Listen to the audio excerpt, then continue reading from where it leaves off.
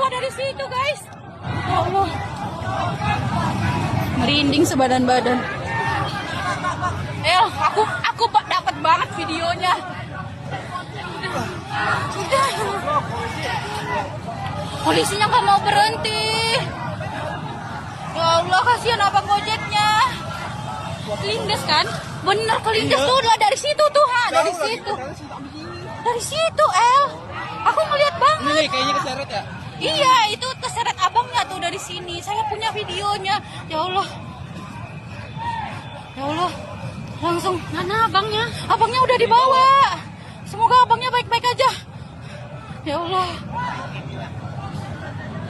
Ya Allah, polisinya nggak mau berhenti. Aku deg-deg. Aku sampai. Berita duka.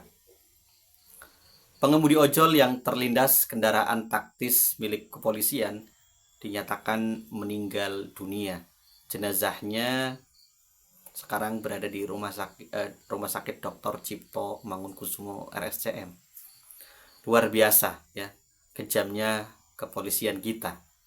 Mereka menghalau rakyat ya, yang kemudian hanya menyuarakan ya aspirasi, memprotes ya kebijakan wakilnya yang di DPR ya, karena demo buruh ya hari ini ya, tanggal 28 Agustus 2025 difokuskan di gedung DPR MPR ya, kata Presiden Partai Buruh Said Iqbal dan juga Ketua Konfederasi Buruh ya, semuanya memfokuskan di DPR bukan di istana.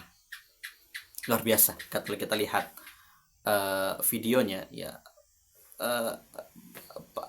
abang ojol ini menghalau agar polisi tidak kemudian menabrak kerumunan massa, namun kemudian dia terjatuh, bukannya kemudian kendaraan itu berhenti, malah melaju dan melindas ya tubuh dari abang ojol ini.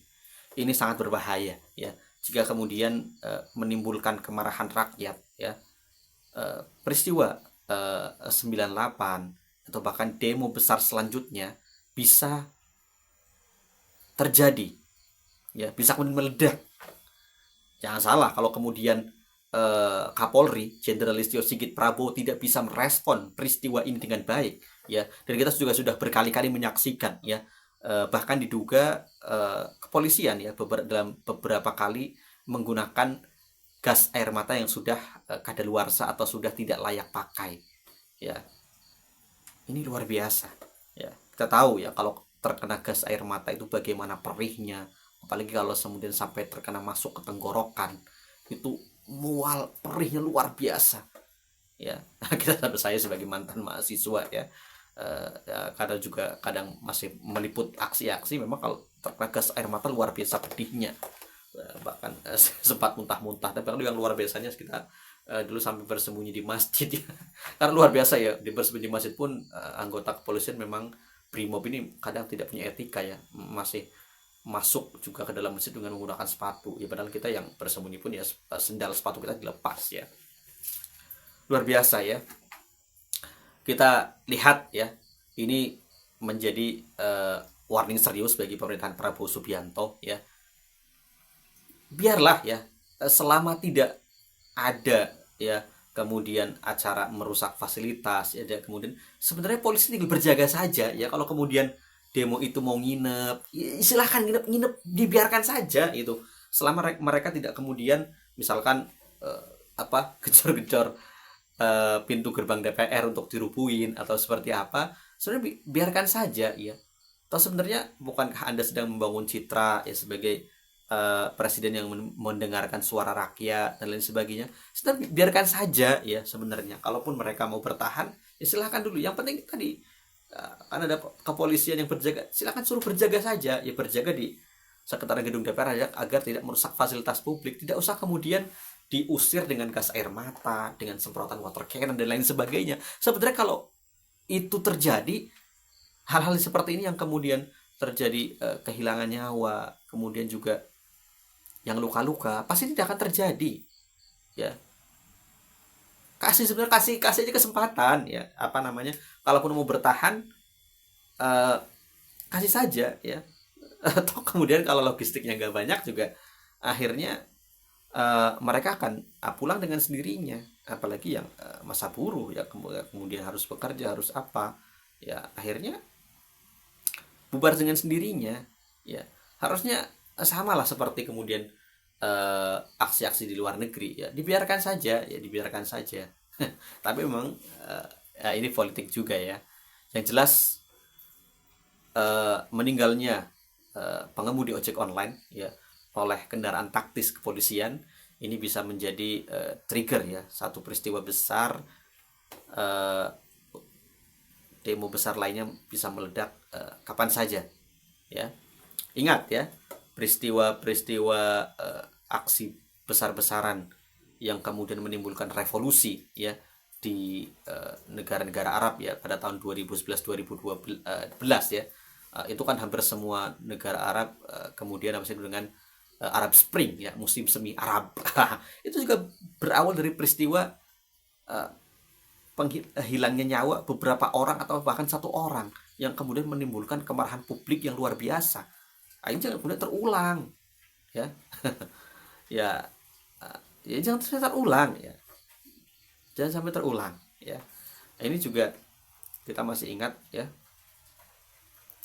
aksi 2000 berapa itu yang juga menewaskan anak berusia 15 tahun ya, yang videonya juga sangat menyakitkan. Kenapa sih kalau kepolisian ini kalau sudah ditangkap ya sudah gitu loh, kan mereka kalau sudah ketangkap ya sudah, kenapa harus dipukuli, kenapa harus kemudian Harun Ar-Rasyid ya yang kemudian anak umur 15 tahun meninggal itu sudah nggak berada di kamar, kenapa harus terus dipukuli gitu. Kenapa gitu? Kita jadi bertanya-tanya. Kenapa kemudian tadi ya, Kapolri ini tidak kemudian memberi perintah kepada para bawahannya ya, kepada orang yang petugas kepolisian yang berjaga di aksi demo, ya sudah jaga saja, jaga gitu. Jangan sampai yang penting jangan sampai merusak fasilitas publik ya. Kemudian ya biarkan, kalaupun mereka mau sampai nginep, biarkan nginep ya. Kasih aja nginep semalam itu. Harusnya kan kayak gini tuh ya elah ya. Apalagi sekarang cuaca sedang tidak menentu ya. Bahkan tadi dari Bekasi sampai Bogor ya, saya dari Bekasi sampai Bogor itu hujan. Ya hujan, bahkan sekarang di Bogor masih hujan. Ya. Jadi luar biasa ya. Kalaupun malam ini mungkin Jakarta hujan ya, itu ya pasti mereka juga akan menepi sendiri, akan bubar sendiri. Kenapa kemudian dihalau dengan gas air mata, water cannon, kemudian yang tertangkap dipukuli, bahkan tadi ada yang terlindas kendaraan taktis sampai meninggal. Ini luar biasa ini. Hati-hati ini ya. Bisa-bisa ya revolusi akan segera terjadi ya jika kemudian ini terus dibiarkan ya. Dan kemudian elektabilitas kepolisian ya, kepercayaan masyarakat terhadap kepolisian akan semakin menurun ya, apalagi selama ini ya kepolisian banyak sekali kasus-kasus yang melibatkan anggota kepolisian Republik Indonesia. Yang paling parah ini yang di kasus Irjen Pol Verdi Sambo ya, dan Teddy Minahasa, dan banyak sekali lah ya yang disebut oknum tapi jumlahnya banyak ya. Dan ya kita sangat turut berduka cita ya, inna lillahi wa inna ilaihi raji'un. Semoga keluarga yang ditinggalkan tabah ya dalam peristiwa ini ya. Dan kita menuntut pertanggungjawaban dari Kapolri Jenderal Listio Sigit Prabowo untuk menjelaskan kenapa bisa terjadi seperti ini. Demikian, assalamualaikum warahmatullahi wabarakatuh.